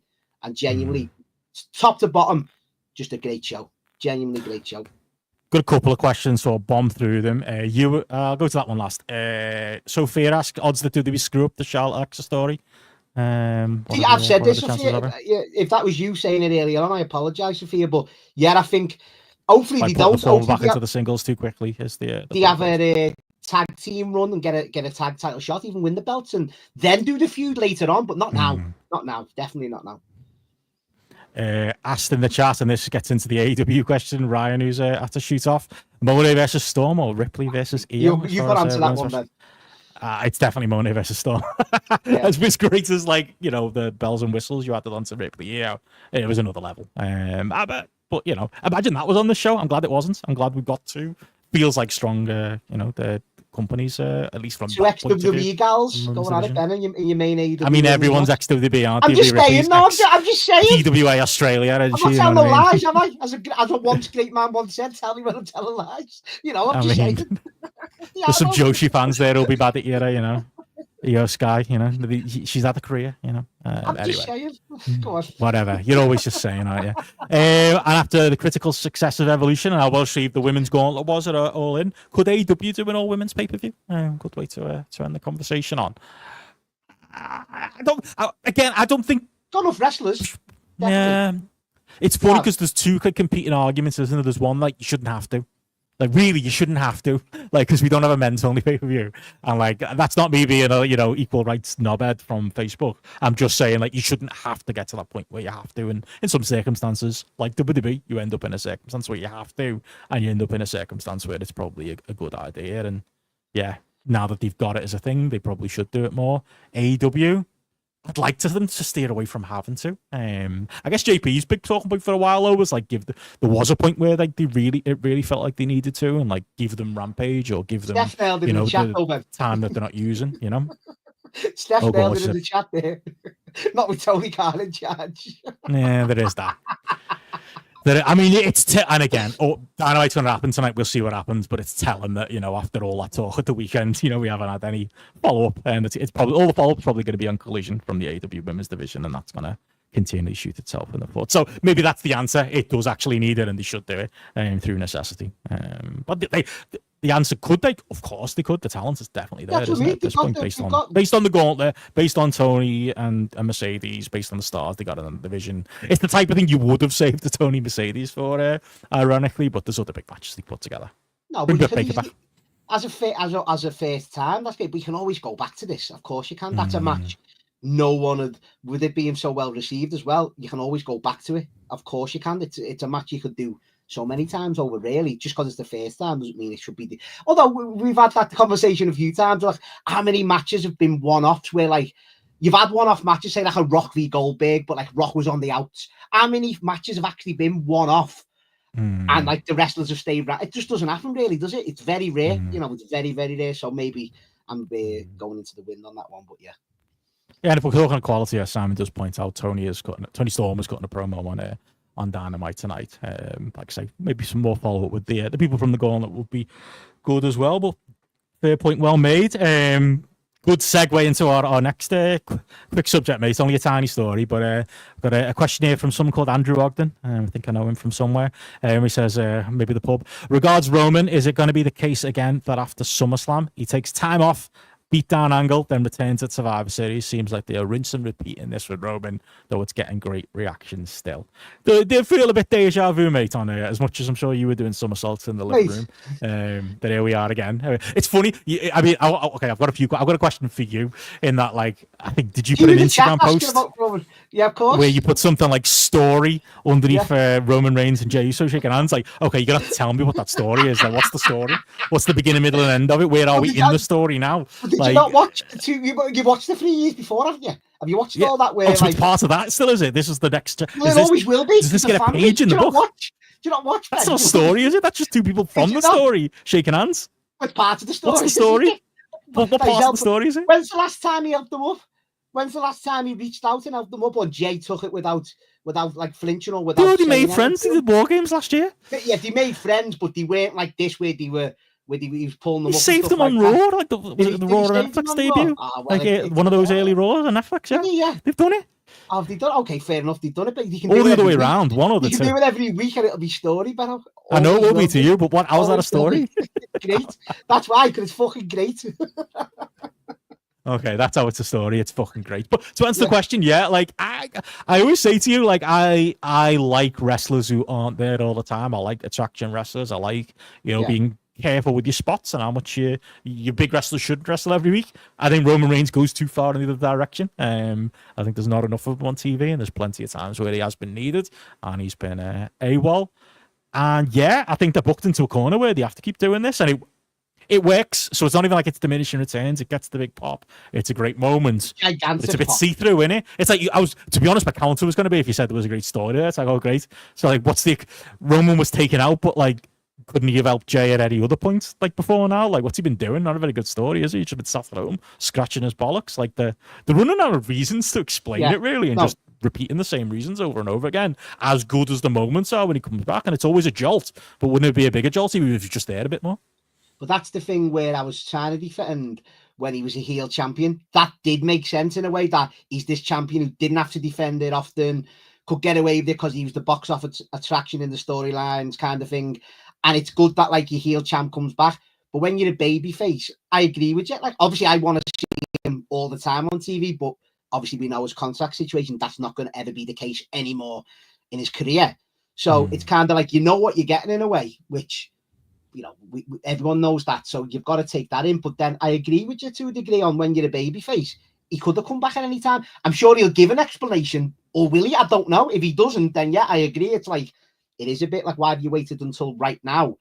It's kind of feeding in because we know too much. If you get what I'm saying, it's like there should be a reasoning for it. And like he got a beat down, but it weren't even like an old school beat down where you get through. There's been bigger ones. Sami Zayn almost died the other week, didn't he? Yeah, he literally like got speared a few times. He didn't get put with it. I know people don't want vehicles or not. Well, unless you're AEW doing it with vehicles, but you know what I'm saying. He didn't even get took out. It was WrestleMania, mate, so it's fine. Yeah, fair play. But you know what I mean. He didn't even get that. So I agree in that sense.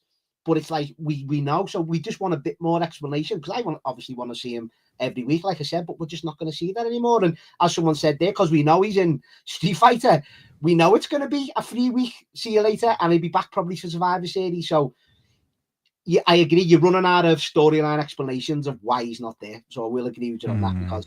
But once the pop comes, it's not just a big pop. Like it was.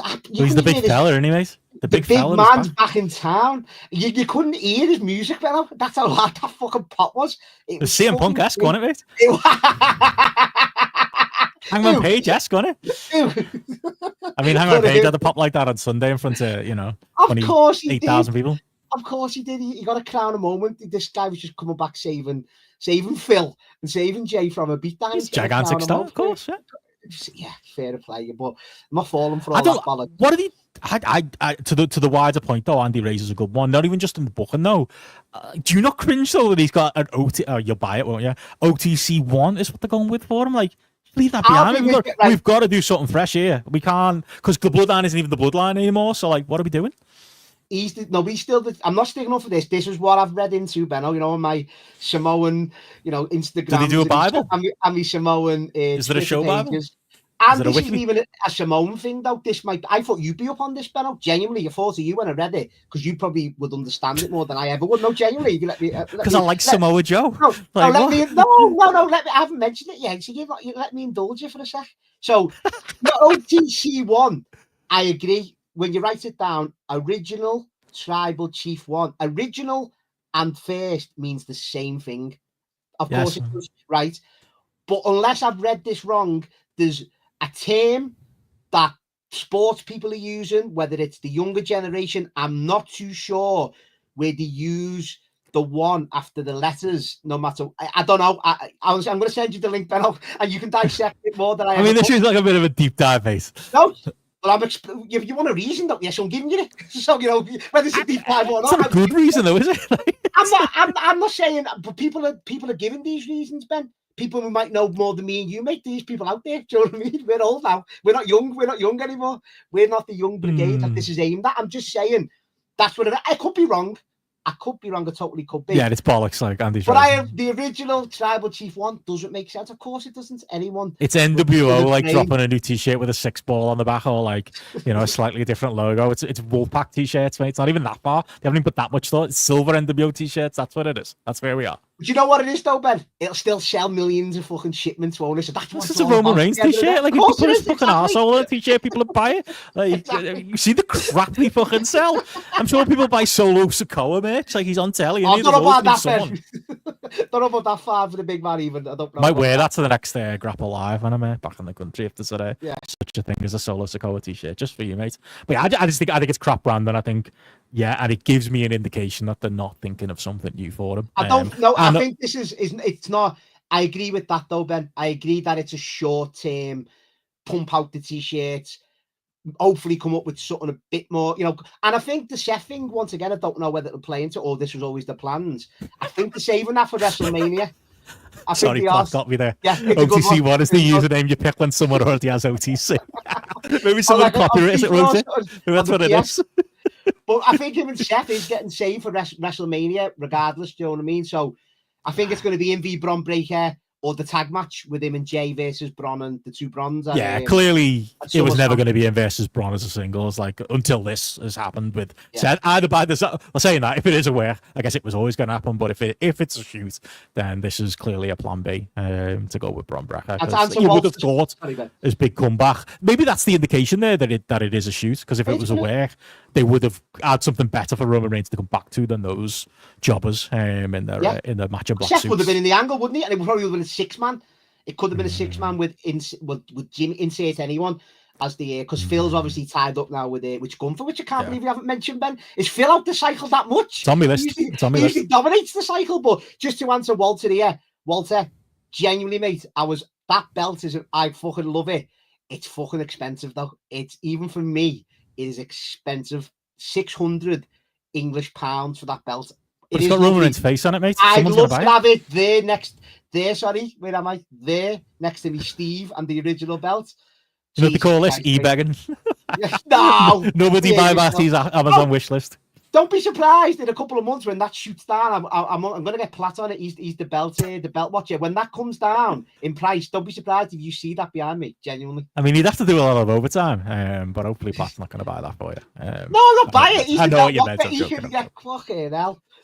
I wouldn't put past you. But Solo Sikoa OTC 2 as well, yeah. SummerSlam, let's get them 2 years out. I like that. Oh, so crap. It's like, when you were doing your best and you were reaching to try and explain the good reason why I did that. It reminded me of like Team Hell No and Team whatever they were doing for that period, because there was Team Jedward and there was Team fucking Vampire or whatever the fuck was going on. See, that's how old we are, mate. I can't remember pop culture from 10 years ago. Whatever the fucking vampire films were, they had Team whatever, didn't they? Twilight. It was a whole thing. Twilight, that was it, yeah. Team Edward, My mum was really wildly into that. She loved Twilight. I bought her the whole, all of the films for Christmas one year, the DVD set. Odd.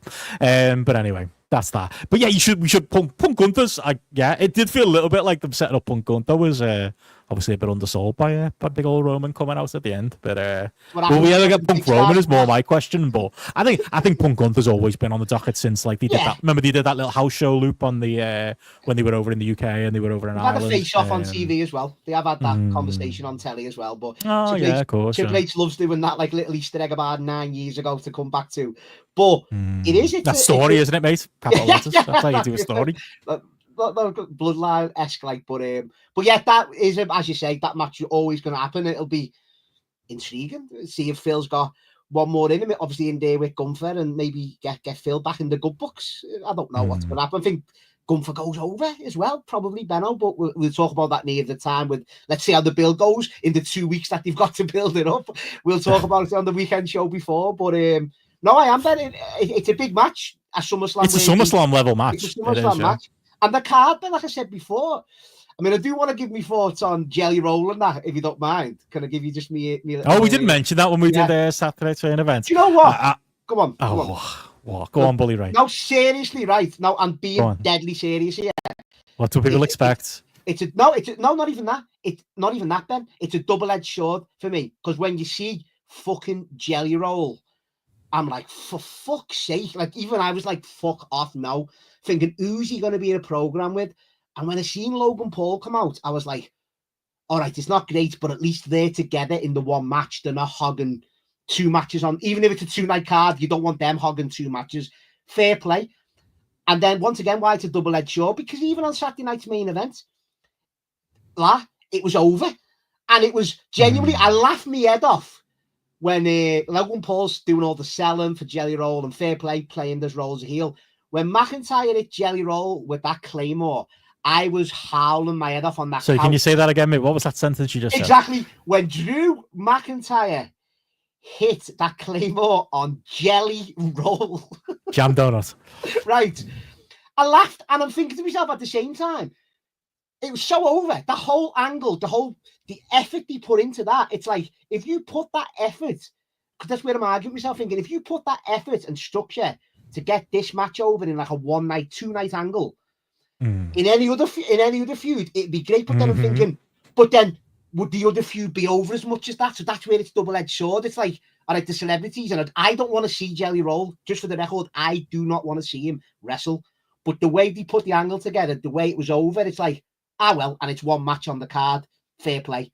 So there's my thoughts on it. I don't want to see it, but I'm going to see it. And they put the effort in, and hopefully they do for 2 more weeks, and then he's gone then, hopefully. And Logan Paul is doing his bit as well, but yeah, I don't know. He did his jelly roll at the end of the day. Yeah, come on. I'll come back to just to point out Finn Balor in the chat. I don't think it's Fergal himself, as pointed out. Yeah, the I hope it is. thing's probably a QB1 thing. Obviously the quarterback. Is that right, though, Finn? Can we have backup? Thank you very much. The main starter, the team captain. There you go. We're not American. We don't watch American. We're not American now. Because you said I wouldn't give a good explanation, and it did. And we go with that sense. Can't you just say, "Oh, well done, Matt. Thanks for that." No, we're not having that. No, you're not getting that at all. No. I mean, I wish I was American, but we're not. But then I wouldn't have a sense of humor, and I wouldn't have sung along with Swerve's fantastic entrance. So wings and roundabouts. Appreciate that, mate. The Finn. What was I going to say? Lost my train of thought. Right, Jelly Roll. Honestly, you haven't made the arguments I thought you were going to make. I thought the argument you were going to make was the Bully Ray argument, which is what do you expect? There's always been celebrities in wrestling. It's like, yeah, and there's been fucking good and bad ones. There's been David Arquette, and there's been, you might think that's good, and there's been Mike Tyson, you know what I mean? And there's fucking Travis Scott, and there's, name another good one. Was Dennis Rodman good? I don't know, that's somewhere in the middle. Tyson, yeah, exactly. And Scott didn't wrestle. He's getting for a reason, though. Match. Well, Yet with Travis Scott, apparently he's got no aptitude for it. Yeah, that's pretty obvious with everything we've seen him do so far.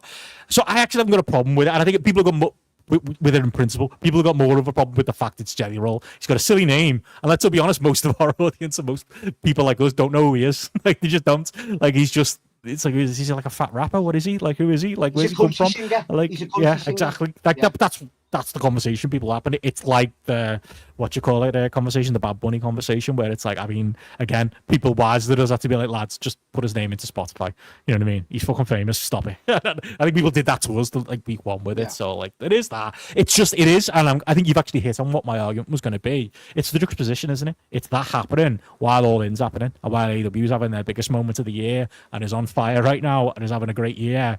WWE are putting their eggs in this basket again, and this is the thing they're putting the effort in, and it is roll your eyes at a distance. I actually didn't think the execution was particularly bad. I laughed at and pushing Logan Paul over, like that. I didn't laugh as much as you on the Claymore, but it was well put together. It was.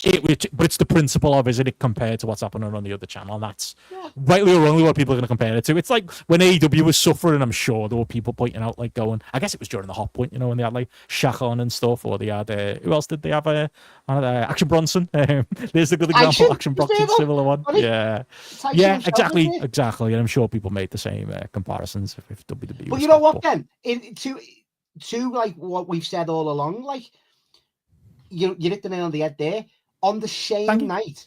No, I'll never get that back for the I'll edit that into the earlier conversation. But that, and whatever way you want to slice, dissect it, that just epitomizes everything at the minute, doesn't it? The same night, you had fucking Okada and fucking Omega, having an epic, and like Hangman Page and Moxley having this big brawl, typical proper wrestling. To a packed stadium, a full stadium, to a good house. And then on the other channel, you had two celebrities with like two big name wrestlers doing that kind of stuff to a packed arena that's getting over. So it just showed you, you know what I'm saying? It encapsulated both companies at the minute, whether it's just taste, I suppose, at the same time, because it's still over to that fan base, and then that's over to that fan base. It's madness though at the same time. Like what I'm trying to get out, it's crazy. It genuinely is that, like, but wrestling still is, and AEW hopefully will continue this, is on fire right now, and this weekend does encapsulate it, Benno. Genuinely, it's like, it's back, it's positive, everything. Let's keep it going forward. Don't want to be that guy, but great time to be a wrestling fan, Benno. Great time to be a wrestling fan. So you're gonna watch it? I genuinely am going to watch it go. Here's where it goes on the downside, because every time I do tune in, it's a bit of a shit dynamite as well. When I've got to be on the weekend show, it's like, it's a bit of a filler one.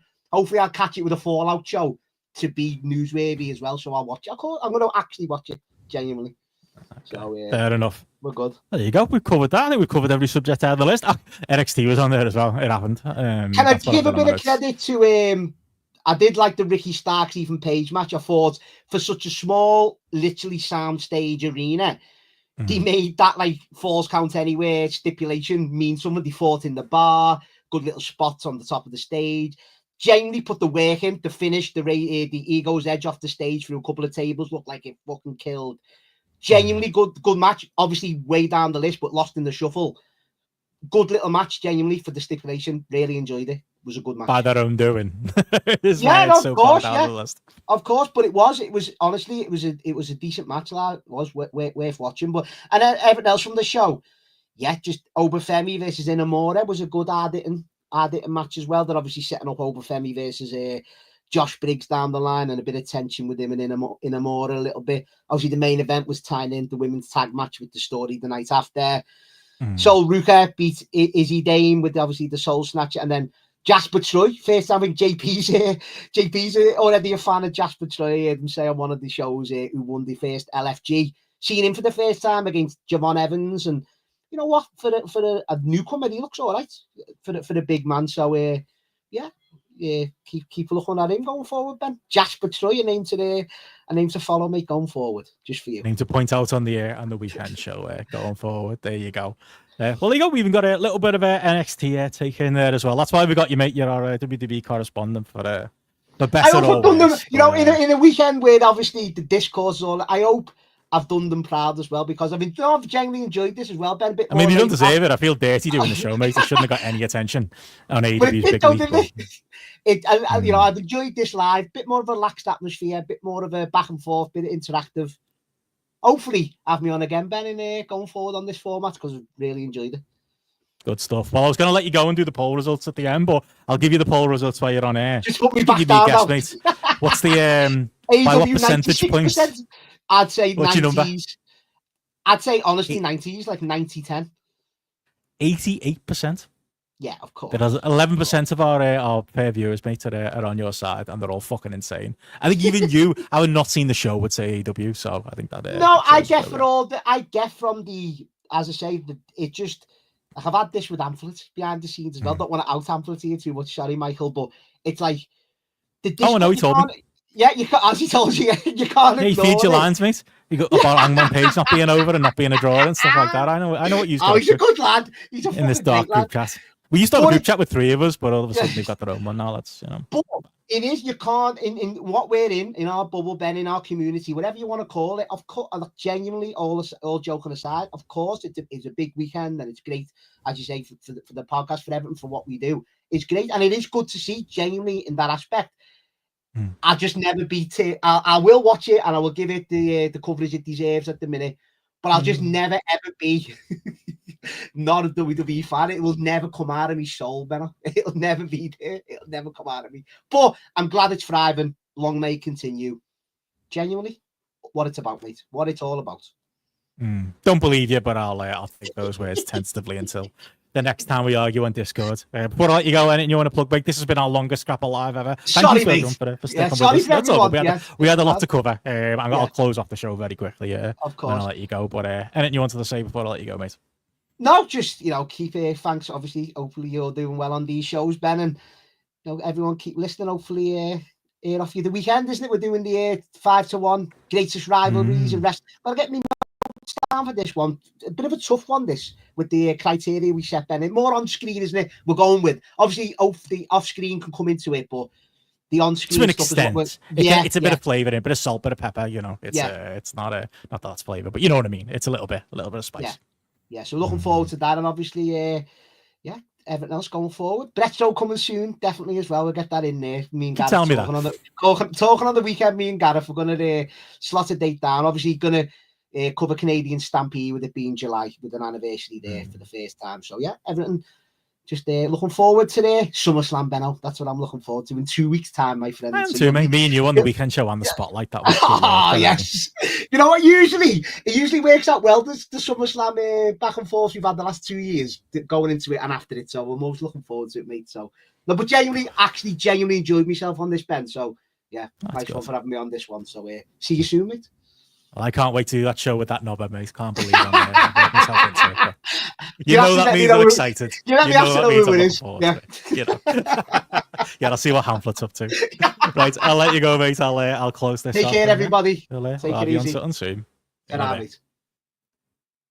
All right, well, there you go. We ran long there with GRAPPL Live. It's always going to go that way with me and Matty. But I think we answered all of the questions there as well. So if there is anybody out there who's tuned into this live, doesn't usually watch or listen to any grapple stuff, search the word grapple, no E, wherever podcasts are sold. We are on Spotify, we are on Acast, we are everywhere else, Podbean. And you can subscribe to us on YouTube here. It always helps. You don't have to super chat, you don't have to give us any money, a subscription, a like. You know all your favorite YouTubers say that stuff, but it is genuinely true. And we are trying to get the numbers up to reflect our audio numbers, even in their current diminished state. So it would be great if we could have you along for the rides. But yeah, like Matty said, we've got a lot of stuff coming up over on the Patreon. 5-1 Greatest Rivals. I'm sure Matty's going to break all of those rules. We've got Connor's show coming up as well, where obviously going to be looking at the Super J Cup. So that's going to be an exciting one coming up as well. But yeah, hopefully everybody's enjoying these lives, going to keep them going for the summer, and we'll see how we are at the end of it. I did get a little knock on the door before, so that's why I'm talking a little bit quieter. But I'm moving out of this apartment tomorrow morning, so it's all good. But yeah, while I'm over here, I'll be doing these. But yeah, thank you to everybody who's tuned in. Thank you to our patrons, as always, for keeping us going. I'll thank our Patreon kings and queens of the mountain: Conor Laughlin, Eddie Sarbanes, Chris Pratt, Carl Gack, Sophia Hitchcock, Simon Mulvaney, and Marty Ellis. And we will catch you again on the next live next week. Good night.